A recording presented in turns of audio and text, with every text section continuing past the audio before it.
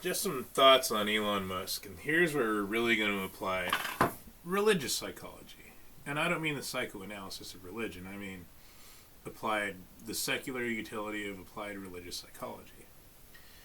Now, all I know with a fair degree of certainty about Elon Musk based on media headlines is that he's a billionaire, a multi-billionaire. Could be wrong, but I doubt it. And he posted at one point about how somebody had given his location and it really scared him because he called them assassination coordinates. I find that profoundly interesting to see cowardice from a billionaire.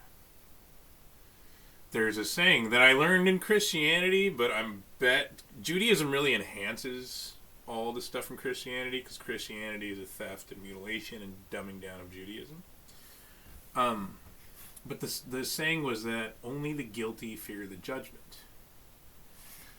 So why would Elon Musk fear death? He's a billionaire. Isn't he wealthy and powerful? If you have money, you have power. So it's very strange to smell fear, to see cowardice from a billionaire.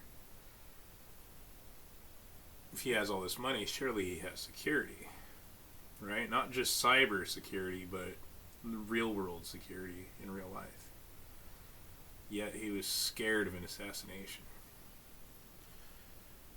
What has he done that is on his mind, his guilty conscience, that makes him scared of being assassinated? Right? He knows the things he's done better than we do. Just because it's not on the internet, just because it's not in his public, profile, public persona, etc., doesn't mean it didn't happen.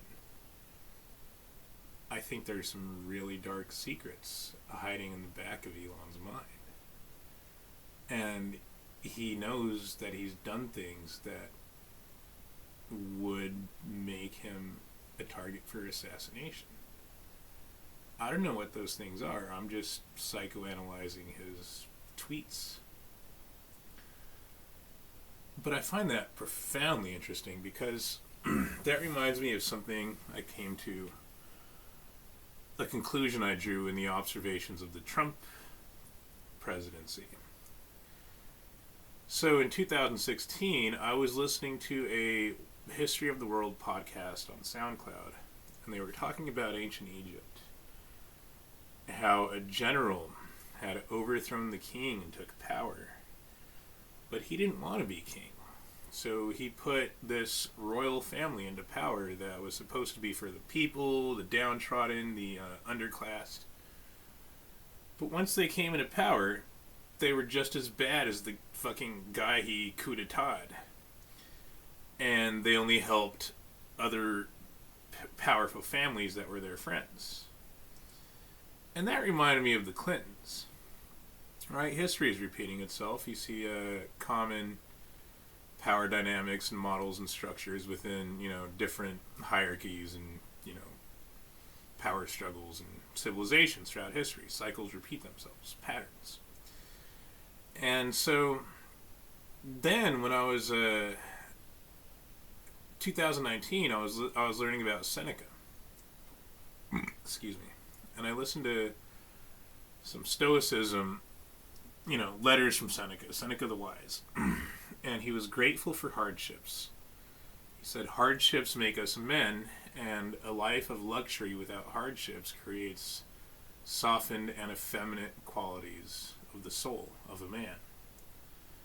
And that reminded me of Trump, because Trump was a pussy, right? You don't pay attention to his words, pay attention to his actions. His actions don't match his words. He, in his words, was very pompous as being this tough guy, this strong man, this ass kicker.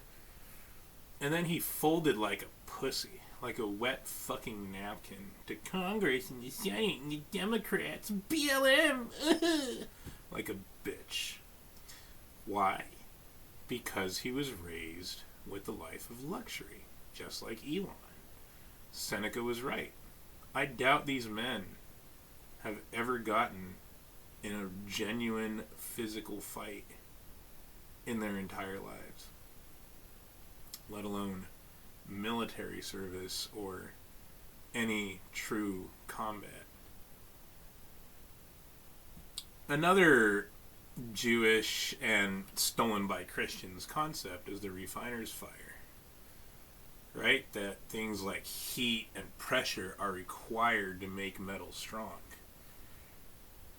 Now, you could argue they've had pressure, but their pressure has been purely psychological. It's about money and things like that, right? And you could argue that the mind is the core of reality, because without it, we're just lumps of flesh, just bags of chemicals and electricity, right? Skin bags.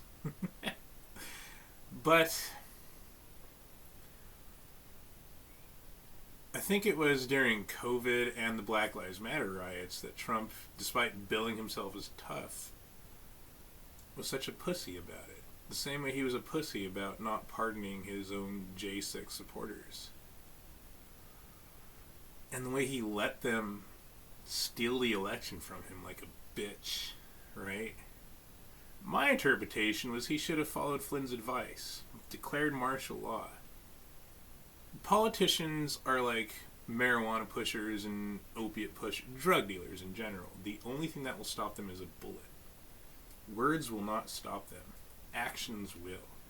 You can appeal the intellect, you can all the politics. Just like cannabis industry pushers, you could talk till you're blue in the face about all the suicides, homicides, lifelong permanent disabilities caused by cannabis, caused by their industry they push. They do not care. They only care about the money that's going into their bank account. They don't care about any of the harms caused by their industry. They only care about the profits, just like the porn industry and the opiate industry and so forth and so on. The laws won't stop them. The government won't stop them. A bullet in the head will stop them. And I think Elon knows that. So I think that's why he fears assassination. That's why he fears death. And that's really odd to me, because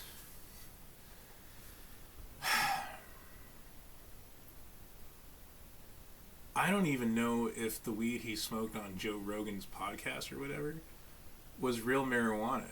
I think Hollywood has these fake marijuana things where it looks like they're smoking weed, and on the camera it appears like they're smoking marijuana, but it's not even real marijuana. It's something else. It could have been real marijuana. I don't know. I wasn't there. But I bet that was a trick for the gullible goyim, right? Product placement, product endorsement from the Tesla man, the guy who fucked up things on Earth so much that he's trying to escape to Mars. Yeah, what a pussy. A real man would abandon this escapism and say, you know what? I have all this money. I have all this power. I control Twitter. I own Twitter, whatever. I can make things better here on Earth instead of trying to start over on another fucking planet. And I know the gullible goyim tend to have these thoughts. Oh, he's not like the other billionaires. He's one of the good ones. Like Donald Trump. And so I don't think he fears assassination from the stupid people, because the stupid people aren't smart enough to see through his bullshit. But he has most likely constructed a scenario in his imagination where he does get his comeuppance, his just desserts, his righteous vengeance from the victims of whatever he's done, including, of course, pushing cannabis, knowing that it causes harms. But I don't think that's it. I think there's a lot more to Elon Musk than what you will ever read or information you will gain access to on the internet will tell you. Fuck you, Elon Musk. May you die in a fire, screaming in agony.